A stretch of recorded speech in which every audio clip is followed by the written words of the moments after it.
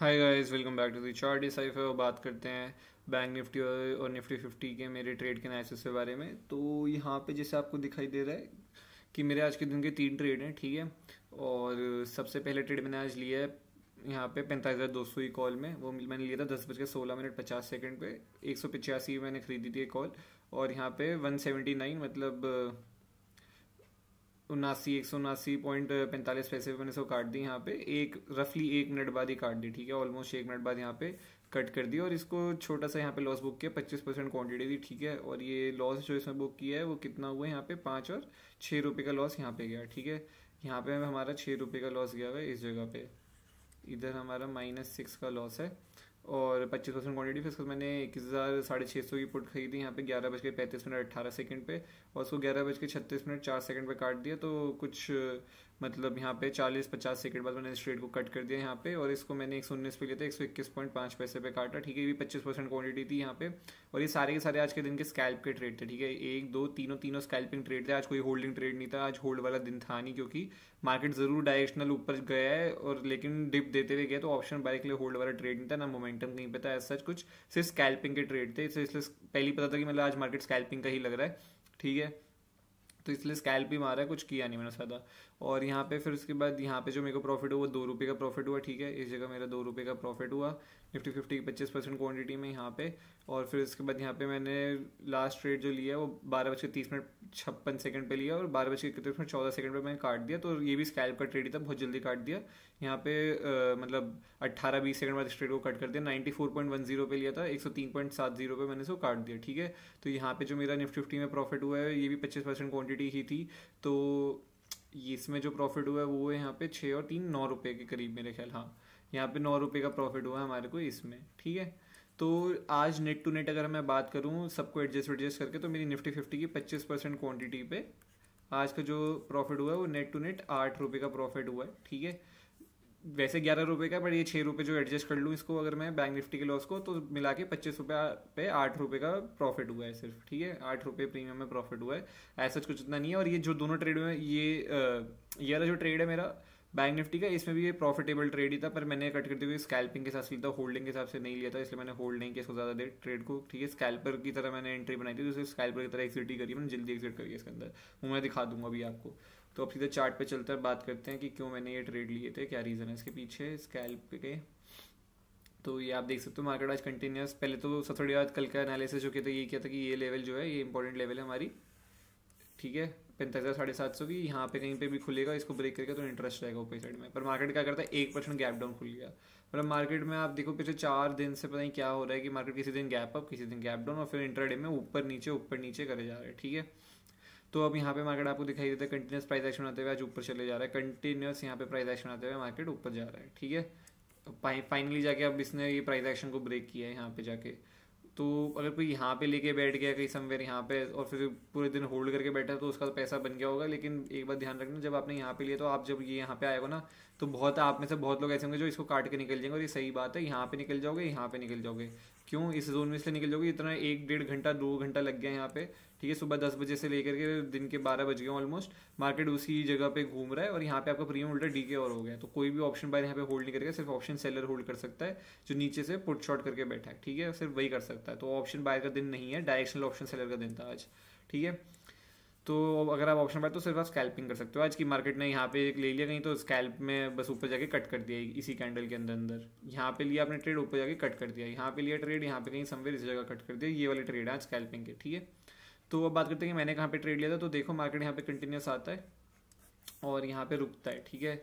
यहाँ पे market consolidate करते हैं, समझ लो कि यहाँ पे 1 घंटा मार्केट ने ये रुका है इस जगह पे।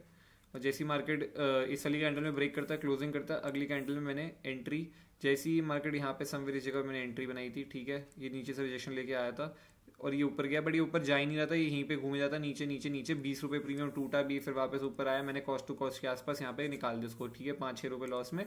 और फिर पता चल रहा है एकदम एंड के 1 मिनट में इसने ऊपर जाके क्लोजिंग कर दी और ये जो प्रीमियम था ये 245 तक चला गया था ये प्रीमियम इसी कैंडल के अंदर, ठीक है, जो मैंने 185 में लिया था, ठीक है। तो आप देख सकते हो मतलब यहाँ पे कुछ नहीं तो 20 और 65 60 65 रुपये यहाँ पे मतलब प्रीमियम बढ़ गए थे, ठीक है। 60 रुपये यहाँ पे प्रीमियम बढ़ गए थे इसी कैंडल के अंदर लेने के बाद ही। बस वो है कि वो जा नहीं आता तो इसलिए मैंने काट दिया उसको और होल्ड कर देता तो वो चला था। पर वही है कि स्कैल्प की पोजीशन थी, तो इसे स्कैल्प में आप इतनी देर होल्ड नहीं कर सकते, वो होल्डिंग का ट्रेड बन जाएगा, फिर आपका स्टॉप लॉस भी पूरा यहाँ तक लेके जाना पड़ेगा। इसे छोटा सा स्टॉप लॉस था, छोटा सा टारगेट था मेरा। तो मतलब ये था कि मुझे लगा था मार्केट जब यहाँ पे आया तो ये बस जैसे कैंडल क्लोज रही है ऐसी ही कैंडल कर देगा ये, और वहीं पे मैं निकल जाऊंगा एग्जिट करके 20 30 रुपये, जो भी 30 40 20 30 रुपये मिलेंगे स्कैल्प में वो लेके आउट हो जाऊंगा। पर मार्केट वो गया नहीं, वो रुका रहा वहाँ पे, मैंने काट दिया इसलिए। फिर उसके बाद जो निफ्टी 50 के ट्रेड है वो मैं दिखा देता हूँ आप लोगों को यहाँ पे। तो ये निफ्टी 50 का चार्ट है 5 मिनट का। तो यहाँ पे अगर आप देखोगे तो निफ्टी 50 का पहला ट्रेड बता देता हूँ कि मार्केट अगर आप सुबह से देखो तो एक यहाँ पे कंटिन्यूस एक चैनल के अंदर चल रहा था इस जगह पे, ठीक है। एक ये कंटिन्यूस एक चैनल के अंदर यहाँ पे चल रहा था, और इसको पैरेलली अगर आप ड्रॉ करोगे तो समवेयर इस जगह से कहीं से जाएगा, इस जगह से ऐसे कुछ ये चैनल चल रहा था।